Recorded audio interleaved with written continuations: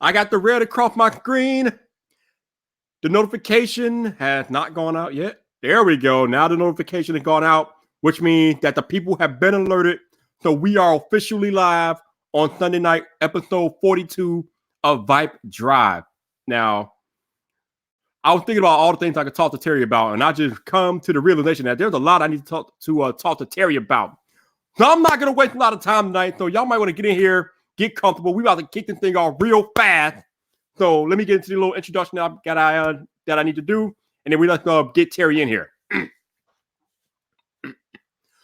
So, VypDrive episode 42, and I got one of the baddest up-and-coming creators joining me on the podcast tonight, Mr. Terry Warfield. So, without further ado, let's go, baby. VypDrive episode 42 start now. What's up, people? This your boy Viper, the man about tech, and welcome back to another episode of VypDrive. This is the podcast about tech, hosted by the man about tech. And as I alluded to in my introduction just a moment ago, let me bring into the podcast tonight one of the baddest up-and-coming filmographers, tech creators in the space today, Mr. Up in Here, Terry Warfield, is on the podcast. What's up, bro? What's happening, man? What's up? How you doing, man? What's going on? What is going on? Oh man, it's been a long day. Today, my daughter's birthday, man. No doubt. Happy birthday to Terry's daughter. That's what's up, man. Thank you. No doubt. What's man, up, I got a lot to talk to you about, so let's not waste no time. I know you got things to do. Let's go. So your niche or lack of niche is probably my first thing I want to talk about, because you kind of do a blend, a combination of motivation and tech, something that's really never been done before in the YouTube tech space. So can you talk to us about what you're trying to do exactly, combining those two concepts? Man, let me be honest. I have tried to figure this out since I started. Because you got to be realistic, right? I like the tech stuff, as always. That's how I got my start on YouTube. But I also like helping people. So let me give you some backstory real quick. When I first got started, coming up on social media, like everything was fitness based. And I was doing you probably hear the kids screaming upstairs, but everything was fitness based. So my Instagram, Facebook, YouTube, everything was fitness based, but I could easily turn the fitness stuff into motivational content, being in the gym with them, me yelling and screaming while working hard with all these faces. So it was easy for me to sell motivation because I was doing fitness. I really liked the feeling that gave me when people would be like, yo, Terry, that video helped me this way. Or Terry, you really made me get up and start going back to the gym. Like that feeling meant more to me than money, opportunity, all of that stuff. It really made me feel good to make people feel like that. So when I got started with tech, I was ready to let fitness go because it wasn't really working. I'm not on steroids or nothing like that. And I'm getting older. So it's becoming harder and harder to stay in shape and keep that chisel look that, was easy for me to get 10 years ago, but I didn't want to let go of motivating people either. So that's where the crossroad came from. It's like, I don't want to let go of motivating people, but I really like tech. Why can't I just do both? So I haven't really found a good way. I'm not saying it's not possible, but I haven't found a genuine way to do it, mixing tech with motivation. So I said, the heck with it. I'm just going to do both on my channel. And it's a double-edged sword, right? I ran a poll on my YouTube community tab on if people think I should switch off into tech plus tech channel and a motivational channel, or if I should just keep them as is and let people digest it as it is. And strangely, the majority of people said they would prefer me keep it as is. Right. Because a lot of those people, they might come for tech, but every now and then everybody needs to pick me up. So why can't they come to this tech channel and get a pick me up at the same time? No doubt. So for me, it's like, man, I got sick of trying to figure it out. I got sick of, I talked to C-Kid, Devin, Roberto Blake. I talked to some of everybody, Cody Wan. I talked to everybody on what they think. And everybody said, yeah, you should split them. But at the end of the day, it's just, I don't want to. You know what I'm saying? I know it will equal faster channel growth, etc. But at the end of the day, this is my baby. And just because everybody says you can't build it this way, I don't care. This is how I'm going to build it. You know what? I'm not even mad at you, Terry Warfield. I like where your head is at. And the reason why I like where your head is at is because whatever you're doing, you are doing it correctly. When you get eyes like Casey Neistat and Cody Warner on you, evidently whatever it is that you're doing on your YouTube channel, you are doing it correctly. So, sir, you keep doing what you do because you're doing it well, man. I appreciate that. And not only do you have eyes like Casey and Cody on you, obviously you got noticed by their brands because we have to talk about your trip to Arizona recently due to Waymo. So let's talk about your experience with Waymo and the self-driving car. Tell me about that. Man, let me just say that whole experience was bananas, right? It was bananas because like it sometimes, even though I believe in what I bring to the table, obviously, it's still like hard for me to digest that brands actually even, and we kind of talked about this the other day on Twitter. It's kind of hard for me to digest that, you know, brands actually want me to represent them, or however you want to cut it. Maybe you see it as brands see that I can make money through Terry if we want to spend it that way. But it's still like, for me, not really knowing where I was going with my life, not having no direction and nothing like that. That's powerful to me. You know what I'm saying? And that gets me psyched. And it's still mind blowing that brands want me to do that. So when I got the invitation to come and I found out that I was of a very, very select chosen few, it was like, you know what I'm saying? But anyways, getting there to Arizona, you know, they pay for everything. They pay for hotel arrangements, accommodations, food. They pay for all of that stuff. And it was really dope to see what the future looks like, because it is the future. You know what I'm saying? We watched the Flintstones and all of that stuff. And I mean, not the Flintstones. I got people walking in the background. That's my nephew. You out? Yeah. All right, see you later, dude. But yeah, it was interesting to see like where it's headed and watching these vehicles, dog, make these real life decisions that people would make. I'm gonna give you all an example because I could talk about this all day. There was a driver. And when I say driver, the person's just sitting there. They're not entering any input into the vehicle. They're only there for public safety. I'm gonna leave it at that, to make sure that people don't wig out that it's not a person driving. So there was a driver sitting there. The car was at a stoplight. The light turned green. The car sat there for about 10 to 15 seconds. The driver gets ready to disengage the autonomous system. All of a sudden, a car comes flying through the intersection. You got to step back and think about that. Wow. The car made the decision based off of information that we can't see. You know what I'm saying? There's no way I wouldn't have been able to know that half a mile down the street is a car doing 50 miles an hour. The vehicle saw that and made the decision that it's not smart for me to enter this intersection, because half a mile down the street, my radar can detect that there's a car moving way too fast. So I'm gonna sit here. It's stuff like that to me. Like, I was very skeptical at first. Like, how are these computers going to make these rational decisions? But like, I came up to a semi truck, the car stopped and pulled around it. Like, it's stuff like that where it was just super interesting, super dope to see. Like, the whole experience was, you know, I've been a ton of places on companies' dimes, got paid to fly out XYZ. This one was different because of the level of innovation I got to see firsthand. It was mind-blowing, dog.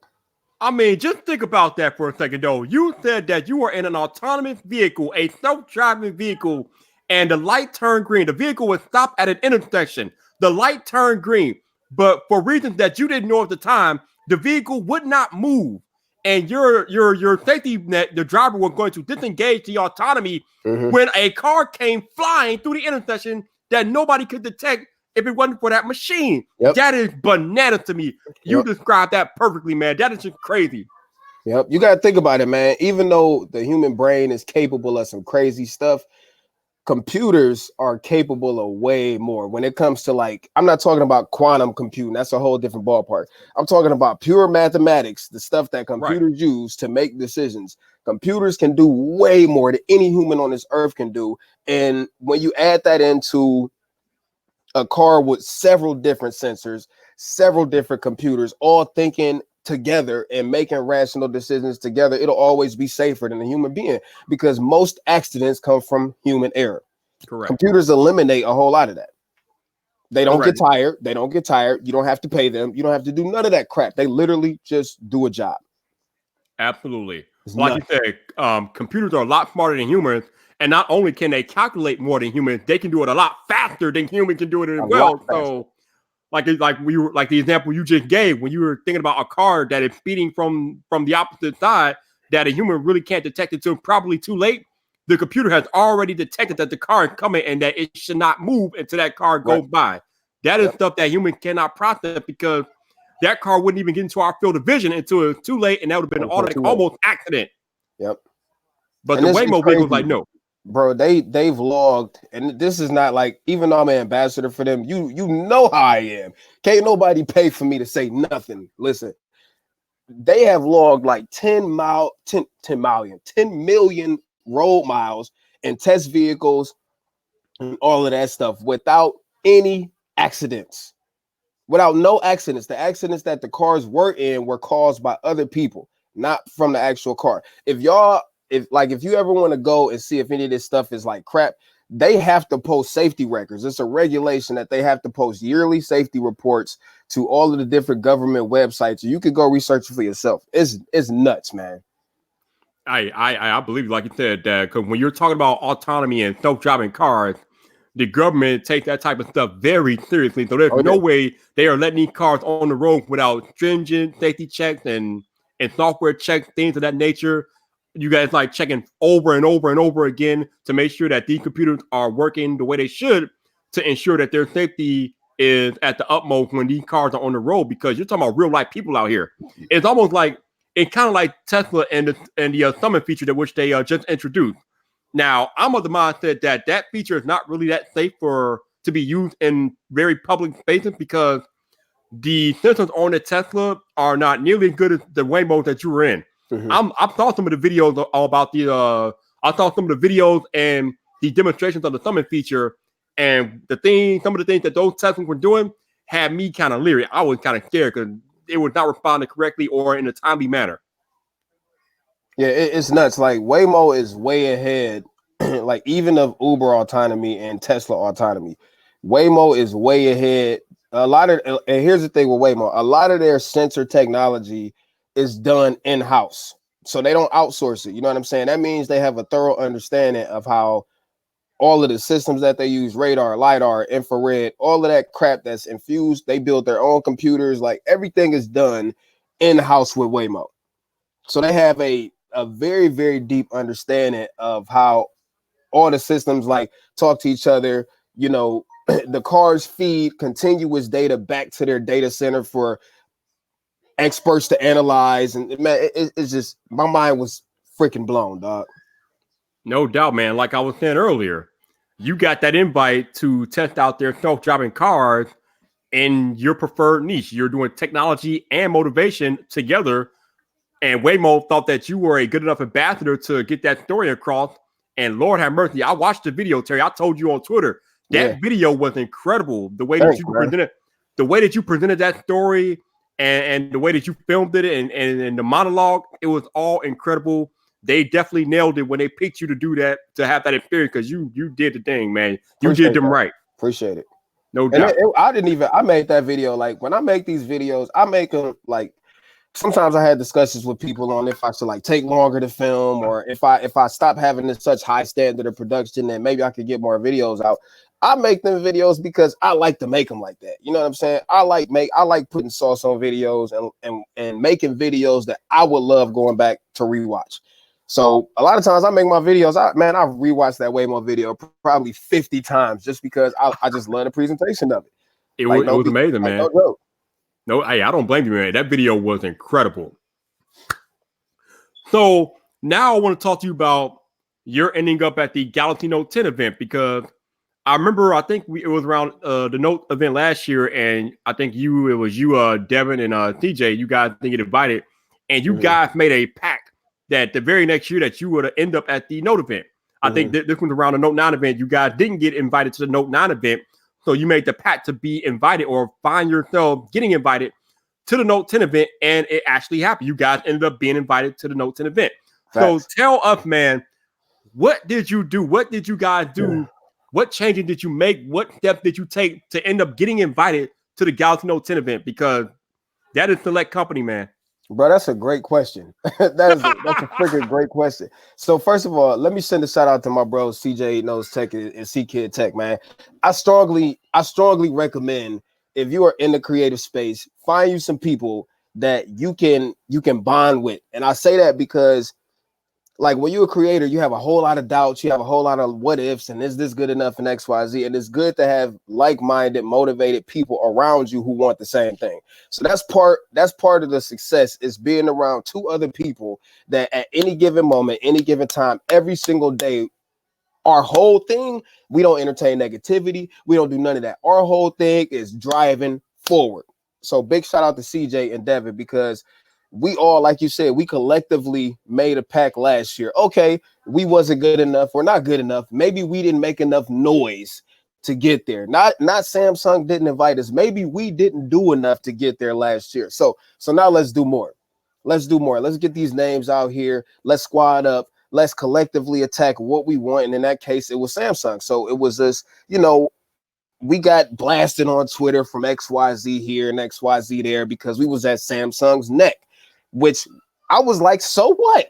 It's a goal of ours that we want. So everybody named Mama can talk about, oh, they doing this, or they doing that, or they're kissing Samsung's. Well, look where it got us. Look where it got us. That's all we did, was worked hard, come up with a goal, find a way to implement it, and fruit of labor happened. We got the invitation to come and be there, boots on ground, firsthand. That's how it happened. We didn't pull no special tricks, nothing like that.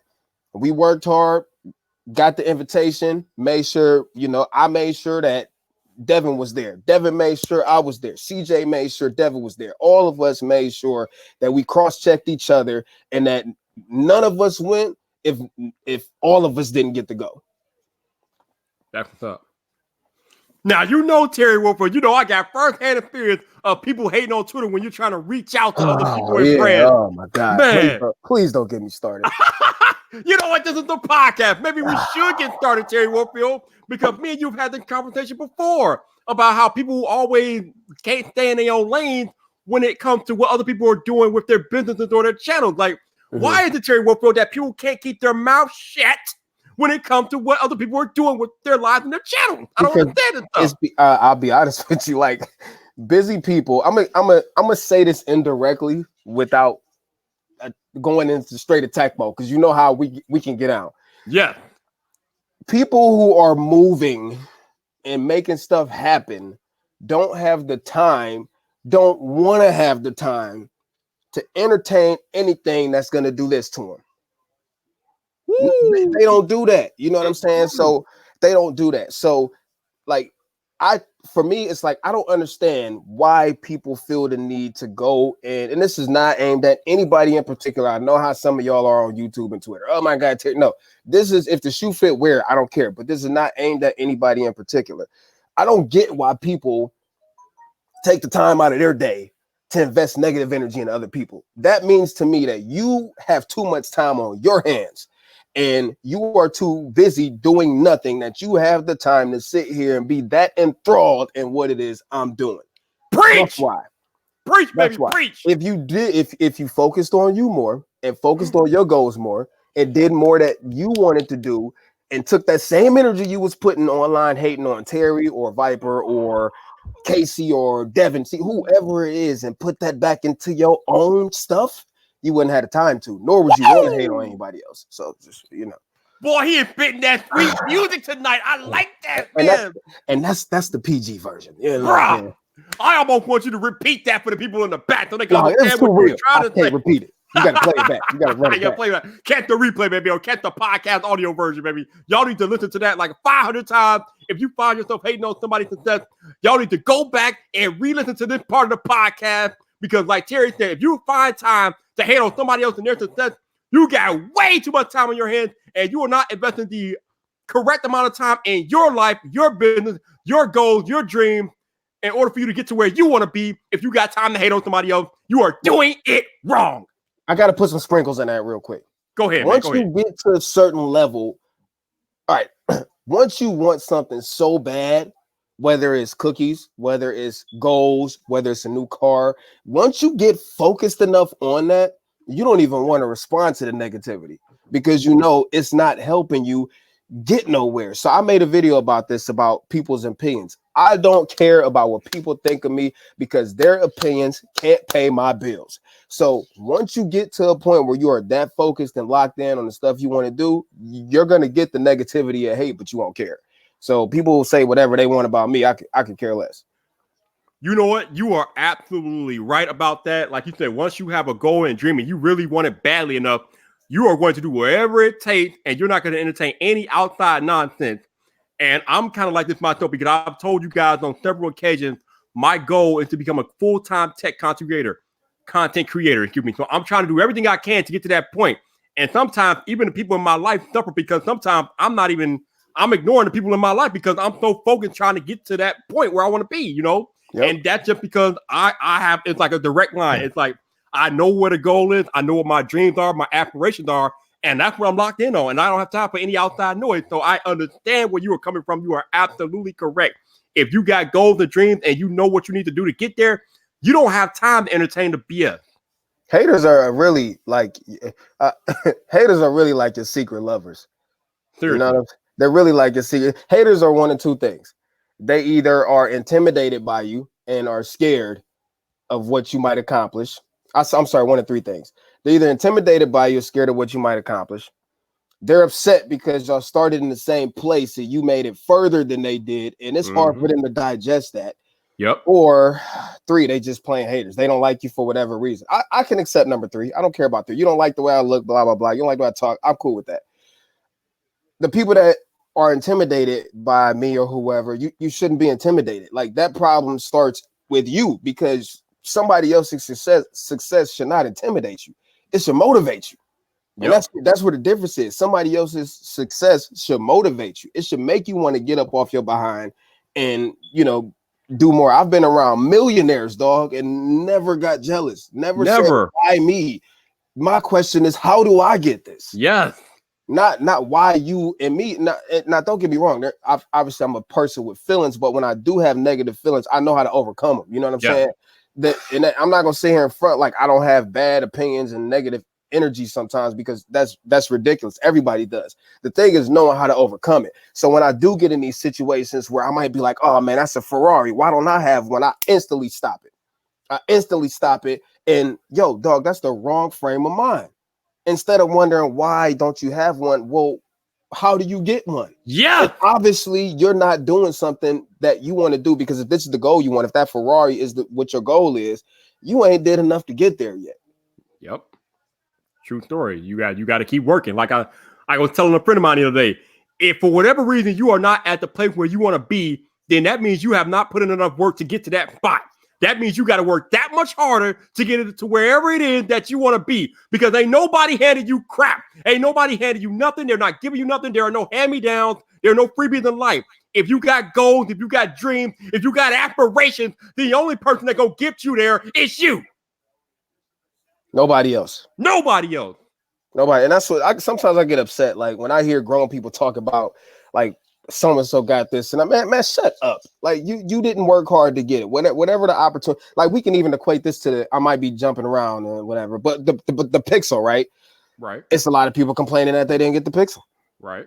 Maybe you didn't work hard enough. Maybe you're just not what they want. You know what I'm saying? Like that goes for everything in life. Instead of complaining about it, you are an adult. Nobody gonna walk up to you and be like, yo, here's success. Take it. It don't work like that, man.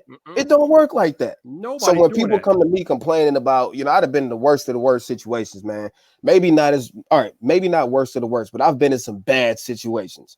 And instead of crying and everything, I did cry, but I still sat there and did something about it to make the change. That's what it's all about.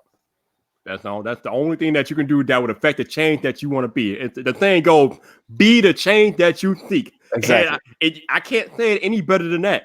If you want something that you don't have, you got to go out there and put in the work to get there. Otherwise, it's never going to get to you. You're never going to get it.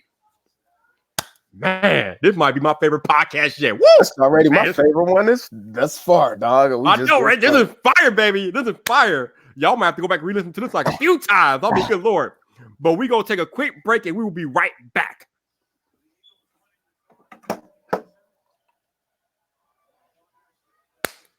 Terry. So I'm back with Terry Warfield here. and he was just alluding to the Pixel 4. Now, both me and Terry got sent Pixel 4 by Google, and I watched your video on the Pixel 4, and you being the filmography guy and the camera guy, you're going to focus more on the camera aspect of the Pixel 4. But in the video that you put out, you said that you had two distinct problems with the Pixel 4.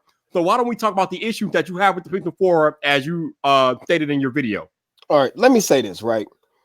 The reason I made the video is because there were the main two things that people are talking about. You got to remember where we came from. Even as of 2 years ago, did all phones have wide angle cameras? No. Did all phones have 4K 60? No. So the fact, I'm not saying that, oh my God, the Pixel 4 is incomplete or it's garbage, because it doesn't have the two things that I'm about to answer. So the two things I addressed in the video was the Pixel 4 not having a wide angle lens, and also not having, not 4K 60, but more emphasis on quality video. Those are my two major gripes with the Pixel. And let me choose my words carefully. I have not put the Pixel down since I got it. I love it. I put down the Galaxy S10 and moved over to the Pixel 4 XL, and I don't regret it whatsoever. Not to say that the S10 was a bad phone either. However, the Pixel 4 has a few things I really like. Bigger screen. It's a pure Google experience. 90 hertz display that's freaking amazing.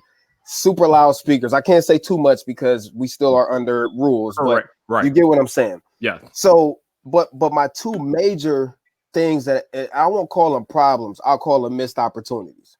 Opportunities, because that's the difference. I'm not saying it's a problem because it doesn't have it, because the phone is a great phone even without those two things. They're missed opportunities, and the reason that I'm saying it is because at this price point, when this is a flagship device, flagships are supposed to do what with each other from different manufacturers? Compete. Yeah, they're supposed to compete with each other. So is the Pixel not having a wide angle lens a problem? To some it could be, to some it may not be. Personally, I would like one, but it's not a deal breaker. The issue is when the iPhone 11 just came out, when every other manufacturer that has a flagship has the wide angle camera. Preach. That is what creates the problem. That's what creates the problem from a dollar for dollar value perspective. When people are considering, should I buy this phone, this phone, this phone, or this phone, you are effectively taking away one thing that can make you money. Yeah. The wide angle lens. So it's not the fact that the Pixel doesn't have one. Again, personally, I talked about it, but I really don't care that it doesn't have one. My argument is that from a competition consumer perspective, why wouldn't you put it in the phone when you know people, whether it's important or not, could be infinitesimal to some, people are looking for it. So why not put it in there? Because now what happens is when people go to make that buying decision, even though the wide angle camera is not a big deal, it's something that's missing compared to the competition. Yeah, that's what I'm trying to say. The video emphasis thing, I just wish that they will put more into video emphasis. I'm not going to sit here and bash it and say I'm grateful for whatever any modern phone brings to the table, because the amount of tech we have in these phones is ridiculous. And secondly, I'm not, I got cameras, dog. If I really want to make some cinematic content, I ain't grabbing no phone. I'm getting a camera. Right. But if there are people who don't think like that, right? So if, again, the competition is putting their best foot forward, iPhone 11 Pro, which has, for a cell phone, amazing video quality, and this is a direct competitor, why wouldn't you put more emphasis on that? So those are my two major, not gripes, but missed opportunities, in my opinion, that I think they should consider next time around. I completely, wholeheartedly agree with you. Even the only thing I would say is that I took some video on the Pixel 4 the other day, and it is a lot better than I initially thought. I remember last year they had audio issues with the video, and this year I'm not finding the audio issue. So they have made slight improvements on the video end. But I agree with your initial premise. It's not that much of a big deal that the Pixel 4 doesn't have a wide angle lens. The bigger deal is that the competition has a wide angle lens. The iPhone has one. Exactly. The Samsung have one. The LG have one. Huawei has one, even though Huawei's not really a big player in the US. Huawei has a wide angle lens. Everybody has a wide angle lens, and Google's up here. They actually had the audacity to come out on stage and say that we know telephoto. Well, we know the wide angle is fun for people, but we feel like the telephoto is more important. Evidently, your competition doesn't feel that way. So what the hell are you thinking? So here's my thing with that, right? Telephoto might be more important for you, but for the next person, a wide angle may be a better feature. Telephoto may be better for me because I understand background separation, focal length, etc. But the next person that buys a Pixel 4 may not have that and maybe just wants a wider camera. So I just don't understand the thinking, the marketing behind it. Why would you intentionally cut off a certain demographic of people who in today's age, today's cell phones are looking for wide angle cameras? That's all I'm saying. Right. And I know I did a poll on Twitter yesterday. I polled the people. I'm like, do y'all prefer a ultra wide or a telephoto? Now I know my crowd is mostly tech biased, so it might not be the best source for a poll. But over 70% of the people voted for an ultra wide angle lens. I mean, come on, not everybody's on my Twitter timeline is techie. So if 70% of the people that I polled would prefer an ultra wide angle lens, what is Google thinking about? What data are you coming from, bro? Because what I'm seeing, the people want an ultra wide. And then it's like, why not give people both? Really? Now you know what's going to happen next year. Give them a choice. If they don't want the ultra wide, boom, they got the telephoto. If they don't want the telephoto, they got the ultra wide. But what if they get into a situation where they're at a concert, right, and they really want to take a picture of something closer to the stage?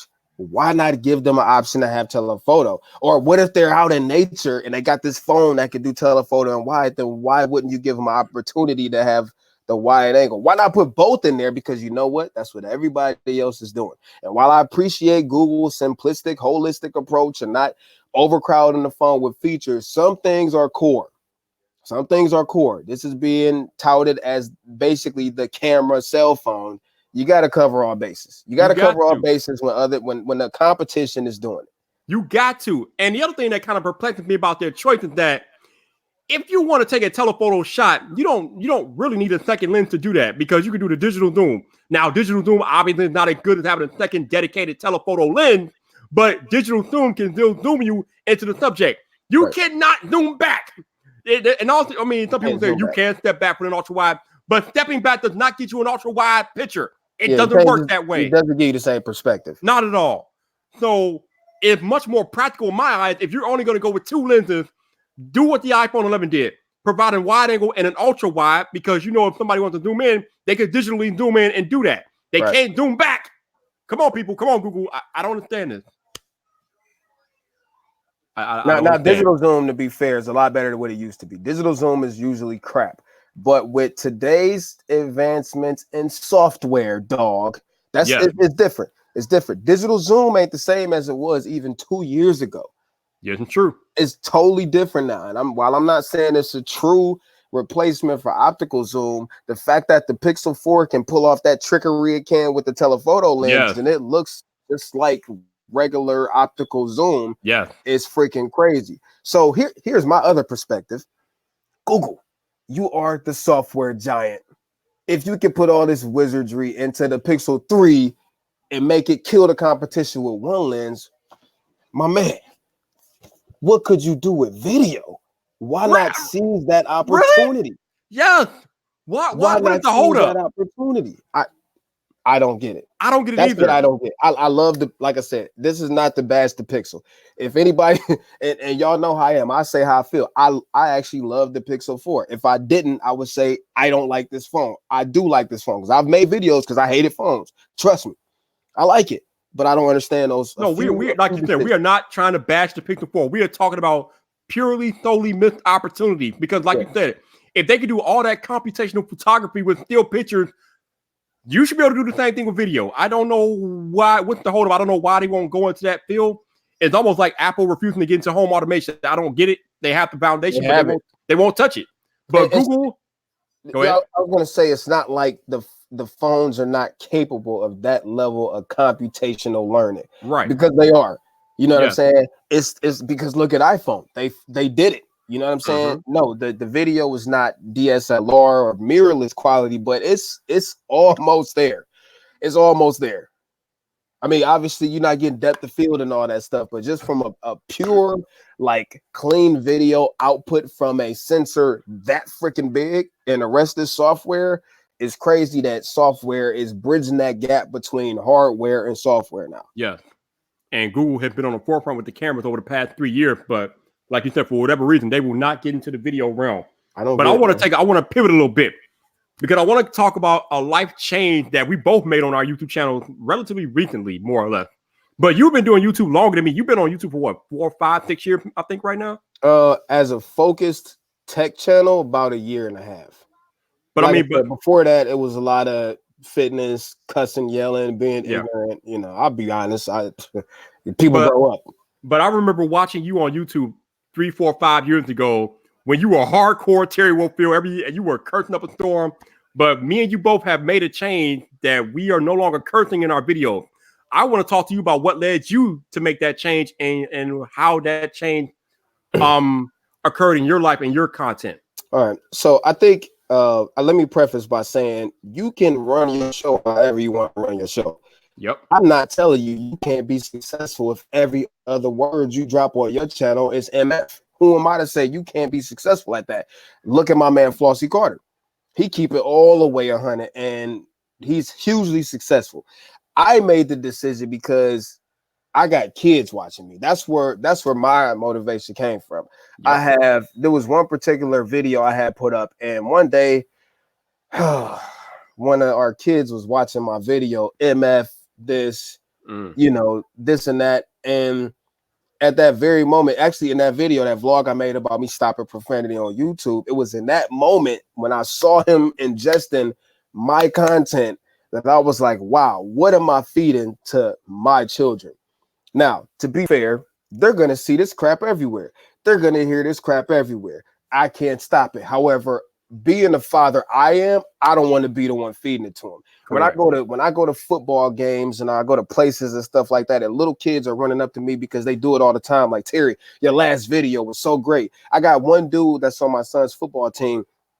Every practice, he comes up to me and talks to me about YouTube and asks me questions about YouTube and tells me about videos that I wouldn't even have thought that a child would watch. Yet he's sitting there binge watching my content. So that's why I made the decision. But it was also like, you know, I'm a business owner. I got a film and photography company. I ain't gonna sit here and lie to you and say it's booming and jumping out the pot, because it ain't. But it brings me side money here and there. If I'm a business owner and I'm thinking about going to hire somebody, and when I go and I check them out, then they MF and they doing this and doing that, is that something I really want my business to be affiliated with? The answer was no. So that I use that to think to myself, like, okay, Terry, well, you getting serious about YouTube, right? You say you want to make money with YouTube, right? Yeah, you could do it the way you're doing it. The path is going to be a lot longer, a lot more difficult. You're Xing out a ton of brands by putting that toxic, almost level content out there. Why can't you still be authentic, but just take that extra layer off? Yep. And that to me made more sense. As soon as I did that, y'all can say what y'all want to. As soon as I did that, guess what happened? Brands started reaching out to me. So I still think, while I don't think, me and CJ and Devin just talked about this, like still being authentic on your page, there's a way that you can still be tastefully authentic if your brand, your business, and working with other brands and businesses is important to you. Because the facts are the facts. A lot of brands don't want to be affiliated with that.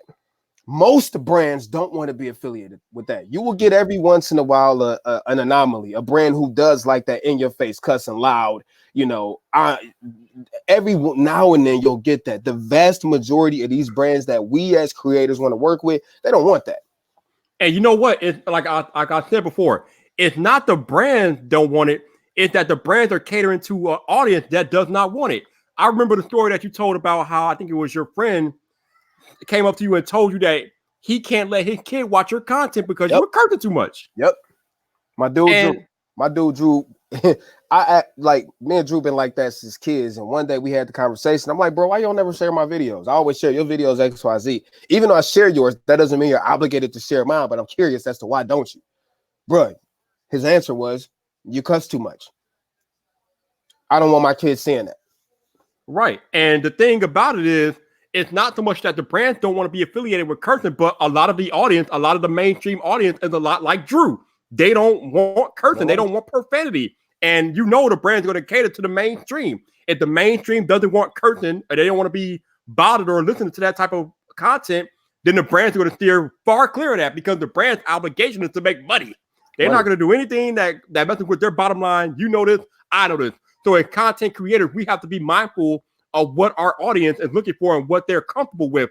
And it's funny that you talk about your friend Drew, because I'm like, now I will say that I used to curse a little bit on my channel, not as much as Terry Warfield gangster back in the day, but oh man, I was bad with it. I used to find a few curse words every now and then on a video. But my man Zach Tech told me that his kids watch me. And I'm like, what? But when he told me that, I felt like you, Terry. I'm like, there is no way I could be spouting these curse words in my videos if Zach kids are watching me. Because if Zach kids are watching me, other kids are watching me. So I got to be careful and mindful about how I present my content. So funny story about this. So like you said, Terry, even though you're not using curse words, you still want to come across authentic. You want to be authentic. Right. You want to have that authentic feel when you're presenting your video content. So I came up with creative ways to curse by like using different terms that might simulate cursing, but they're not actual curse words. So Terry, as you know, if you watch my content, which I'm sure you do, my favorite is "What in the blue monkey's nipple," right? So I usually say something like, "What in the blue monkey's nipple is this?" So tell me why, Terry. Zach told me that his kid's school called him to complain about Zach kids running around during recess, calling people monkey nipples. And I'm like, what? What is going on? Are you serious with this? But that's what it is, though.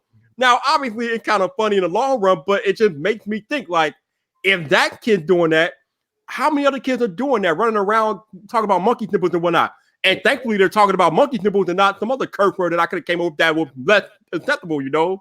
Even though you don't really want people running around saying monkey nipple, but still, it's not technically a curse word. It's not all that a big deal because most people don't know what the hell I'm talking about anyway. But in that example, that's why I had to tone down. And in addition, like you said, I want to build a business on YouTube, right? I want to work with brands. I want to do brand deals, have a relationship with brands. And I don't want to be limited to the brands that I can work with because of my cursing or whatnot. So that is why I, like you, have cut out the cursing on my main videos.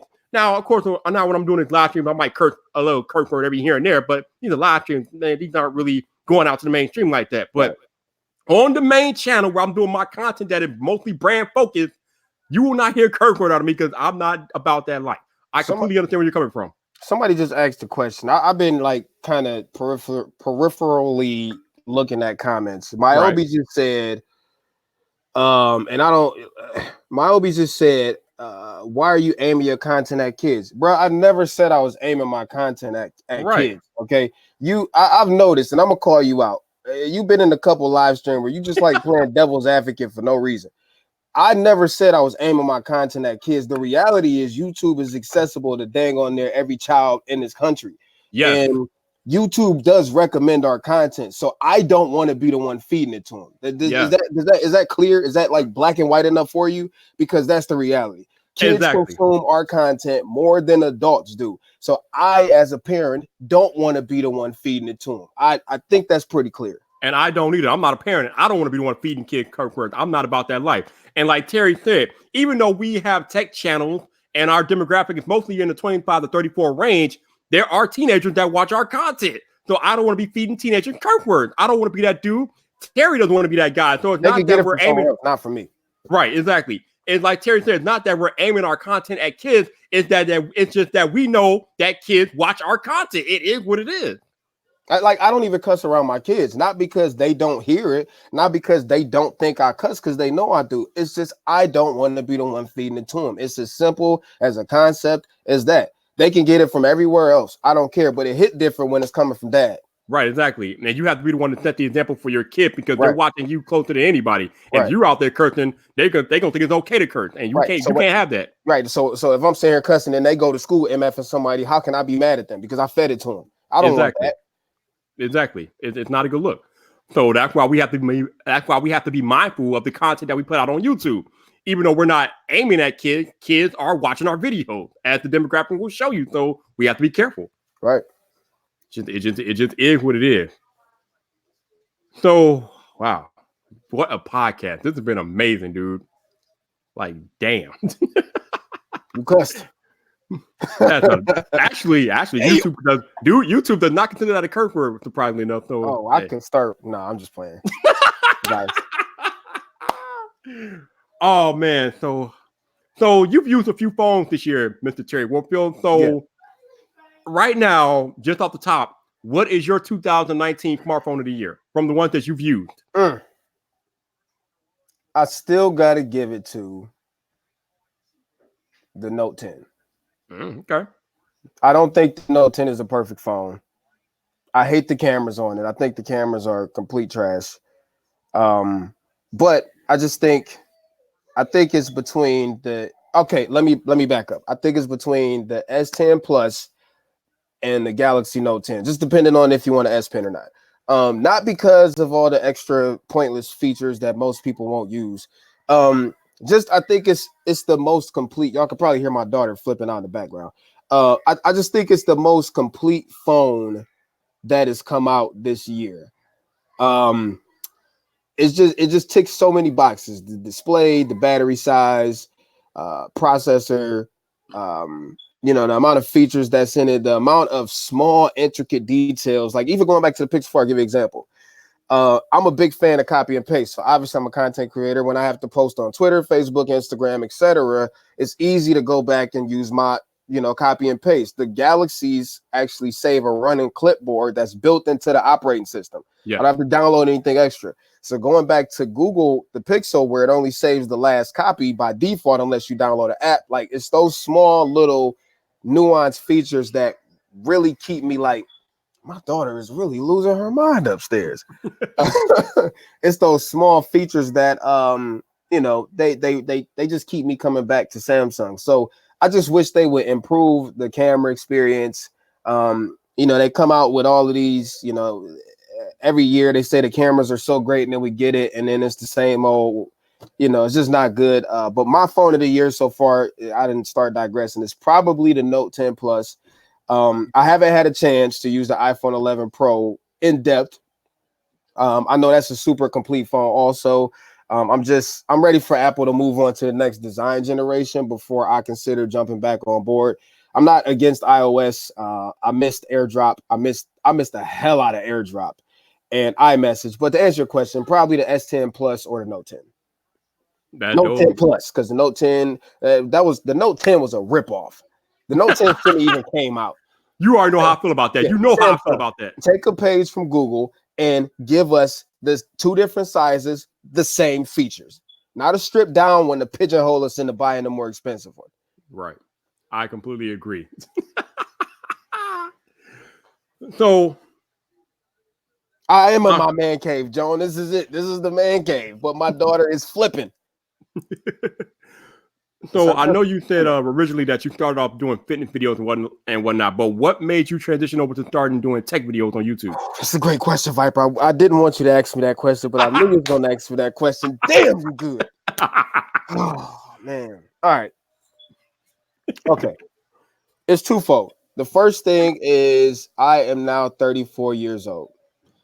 And in fitness, for you to stand out, people in fitness don't care about anything else but the way you look. That's what fitness is all about, the way you look. As you get older, it gets more difficult to keep all of the cuts and the finessed abs and everything. That means that you effectively are not as competitive in fitness because you don't look the part no more. So I got to a crossroad where it's like, man, if I'm gonna keep going with this, it's either I'm gonna do steroids so I can maintain this look and take it even further, or I'm gonna let it go.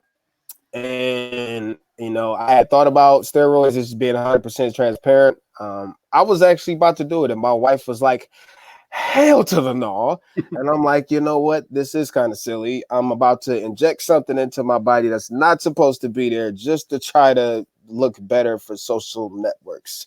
So that's the first thing, right? It was all right, I'm getting older, it's getting harder. Life is coming at me, kids, sports. I can't get to the gym as much. Then something else happened. Hey, wife. My daughter's flipping out. This is good though. So I love you, but I'm gonna come find you. This is good. All right. So the second thing, now don't get me wrong, I still get it in the gym. I'm still there 3, 4, 5 times a week. I just don't make it a point to post about it no more. The second thing was, all right, I'm gonna give y'all some transparency.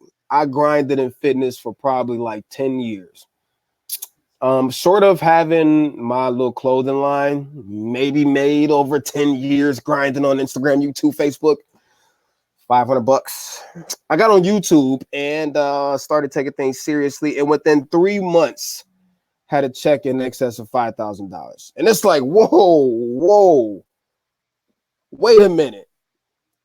I made way more money than I did in YouTube and tech than I did in fitness in probably a 20th of the time period.